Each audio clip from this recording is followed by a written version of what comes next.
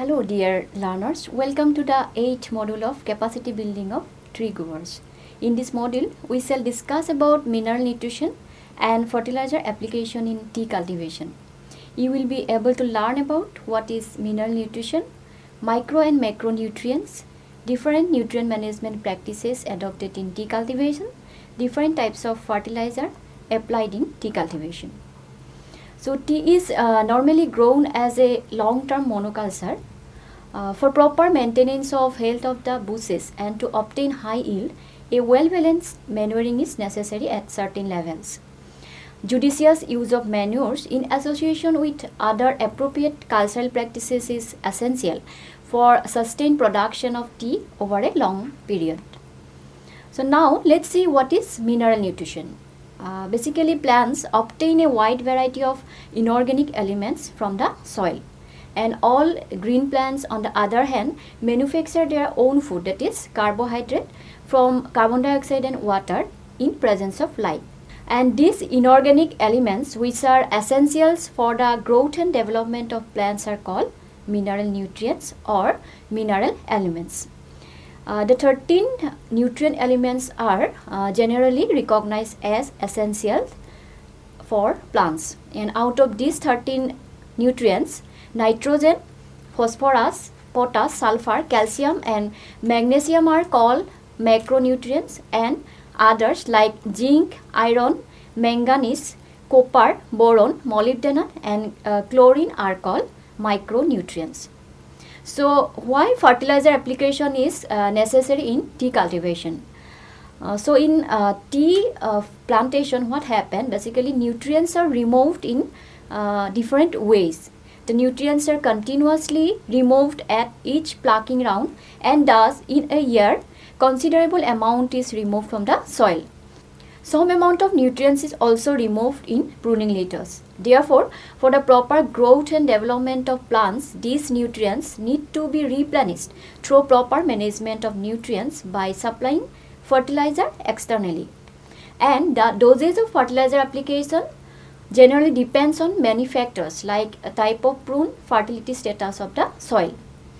And if you see the type of fertilizer used in tea plantation, both inorganic and organic fertilizers are applied in different stages. So first, let's discuss the fertilizer application in young tea. Adequate fertilizer application during the formative years of tea is very important because it provides the plants with essential nutrient requirements for developing a healthy frame, and at the same time bring them into economic bearing as soon as possible. In young tea, the major nutrients, that is nitrogen, phosphorus and potassium, are applied as YTD mixture at recommended proportion depending on the soil fertility status, and are applied in split at frequent interval. So, how fertilizer applied in mature tea? The recommendation of fertilizer application in mature tea is done based on the yield potential of the field or the main crops. Potassic fertilizer is recommended based on the available potash in the soil. Phosphate can be applied as rock phosphate, and potash can be applied as muriate of potash, that is MOP. Now let's see the time of application of fertilizer. So basically the fertilizer should be applied in the first shower, that is during the spring season. And during application of fertilizer, it should be ensured that the soil is moist. Soil should be moist up to a depth of about 45 centimeter. Then application of fertilizer should be done in weed-free ground. Fertilizer should not be applied immediately after planting. In unpruned tea, apply the fertilizer after the bushes have made some new growth. And in pruned tea, apply the fertilizer after the bushes have produced some few new leaves. So now come to the organic fertilizer. So what happened in most of the tea cultivation, it is seen that the nutrient management is done by application of chemical fertilizers. So however, using manures of organic origin is beneficial for a sustainable productivity level as well as for a healthy environment. The requirement of young tea plants for inorganic fertilizer can be reduced by use of poultry manure. While the requirement of mature tea plants for chemical fertilizer can be minimized or avoided by the use of cow dung, as mature tea plants require more nitrogen and phosphorus compared to the younger ones. Nitrogen is also supplied by regular lopping of low and medium shade trees and leguminous trees, which can be grown along roadside and other vacant places in the tea garden. Another aspect is the green manuring. Green manuring is a cheap alternative to the use of nitrogenous fertilizer. Green manuring is a low cost and effective technology in minimizing investment cost of fertilizers. Trees, shrub, cover crops, legumes, grasses, which ferns can be used as green manures. The wedge of tea field may be used for preparing vermicompost, which is very important and enriched manure and can be used as a green manure. The wedge of tea plantation may be used for preparing vermicompost, which is important enriched manure and can be applied in tea fields for overall improvement of physical and chemical condition of the soil.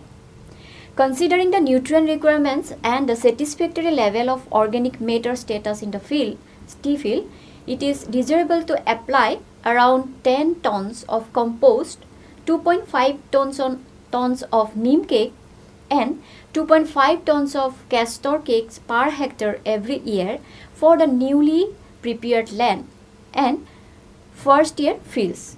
And for the mature field, 5 tons of neem cake and 5 tons of castor cake per hectare per year may be applied. Organic manure should be preferably be applied in the staggered trenches. And trenches may be taken across the slope once in every 2 or 3 rows depending on the gradient. So learners, we have seen that the application of inorganic fertilizer cannot be stopped suddenly but can be minimized gradually. And what happened during the introduction of compost, if you introduce some compost or fertilizers of organic origin, there may be chances of introducing some nematodes, new nematode pest and disease. So proper monitoring should be done during introduction of new compost or fertilizer of organic origin. The main problem associated with the application of inorganic fertilizer in tea plantation is the unawareness of proper doses of fertilizer among the growers. Generally what happens, 70% of smallholder tea growers use fertilizer beyond the recommended doses.